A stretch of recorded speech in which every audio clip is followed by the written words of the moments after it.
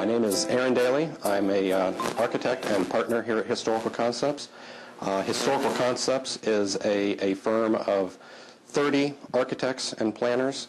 We have 2 offices, one located down here in Peachtree City, Georgia, the other located up in Atlanta.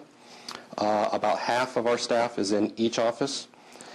We, as a firm, began in 1982 as a full-time architectural firm. Prior to that, we were a design-build firm.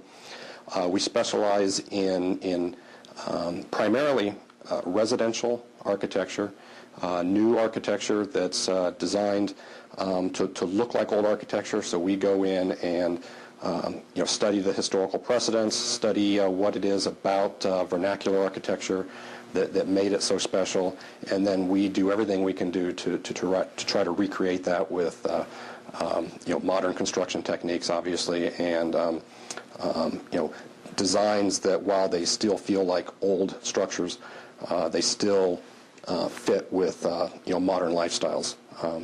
Modern conveniences like closets and usable kitchens and things like that. So that's what we do. Obviously, with having the 2 offices now that we have, the biggest challenge we had from an IT standpoint was how do we communicate between those 2 offices in a way that makes it as seamless as possible. Also, one of the challenges we were having as technology is improving and doing bigger and better things, our use of systems like AutoCAD, desktop publishing has really taken off. We believe that handling all of that in-house is very important. And as those technologies have become more sophisticated, we've needed the ability to kind of keep up with that, and that was really one of the driving forces behind bringing Think in and kind of helping us get our IT systems and all of our other technology systems kind of up to speed.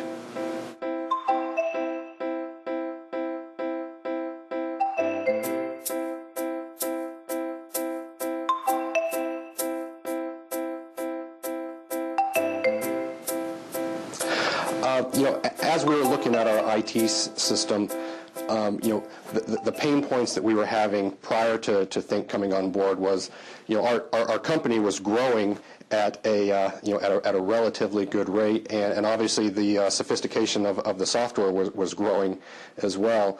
What we were finding was, our IT system was not necessarily growing or keeping up at that same rate. So, I like to describe it as we had a little bit of a Frankenstein system where we were trying to tackle immediate challenges, but not necessarily resolving those challenges with an eye to what we wanted our whole system to be.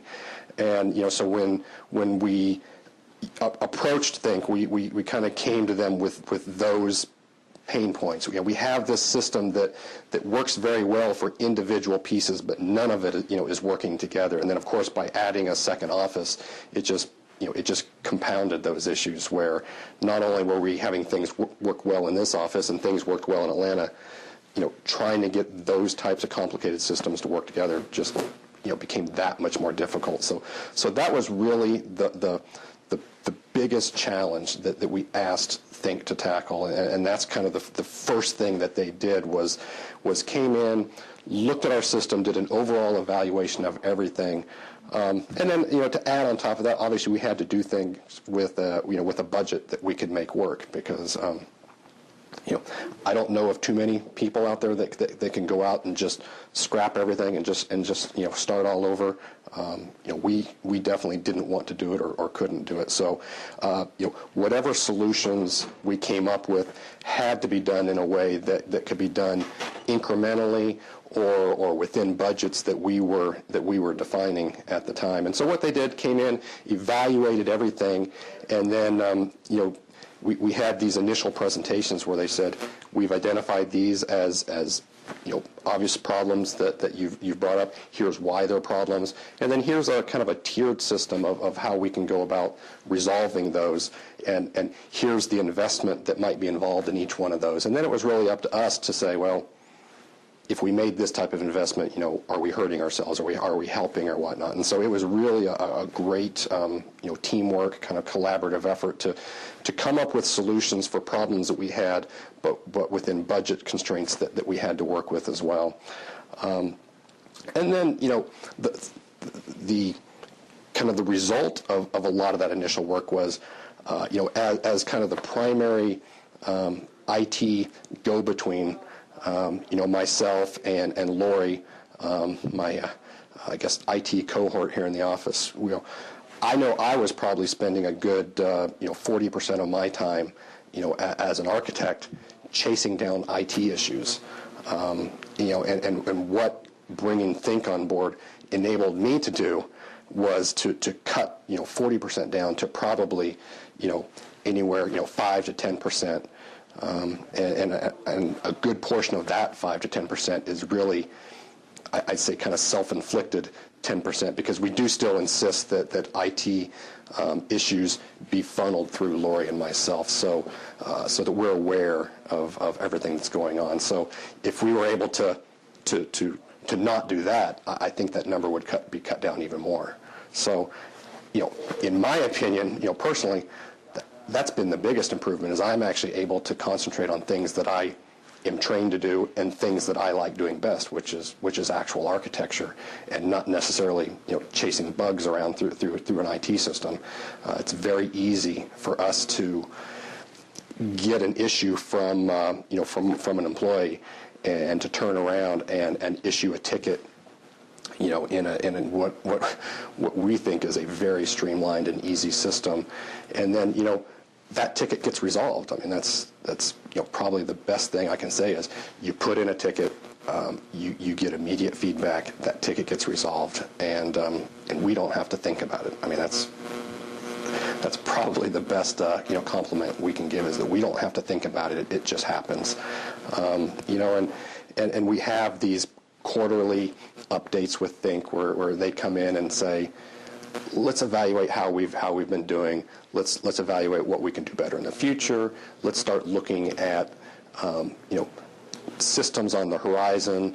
Let's reevaluate our roadmap just to make sure that we're taking advantage of technologies, and maybe because as architecture changes, technology changes, we may come in and want to try to accomplish different things, and they kind of work with us to do it. And as we were sitting down, and Lori and I were sitting down and kind of brainstorming things we wanted to talk about, for this, the next meeting with the folks at Think, we were really having to work hard to come up with things that were, I guess, continuing pain points. And one of the things that she brought up, which I thought was very telling, was that when you call the help desk or when you put in a ticket, no matter who we were talking to, they were able to resolve the problem, easily, without a lot of input from us. And Lori kind of was chuckling, saying, it's really hard to tell who's who when you're talking to the support desk, because we're getting the same level of support from all of them, it used to be kind of nice when you knew that there was a go-to person that could resolve your issues, and you could say, well, I want to talk to this person. So you knew that you were getting somebody that knew your systems. We don't have that issue. I mean, you call in, you talk to any number of folks at the help desk, and you get the same level of service from all of them. So our joke to Think was, they need to go in and maybe hire some people that can't answer our questions, so that we get the satisfaction of saying, no, we want to talk to Glenn, or we want to talk to John or somebody, and make ourselves feel better. But that's I think a pretty high compliment to the support desk, is that they're all very good at what they do, and they just solve the problem without any additional input from us.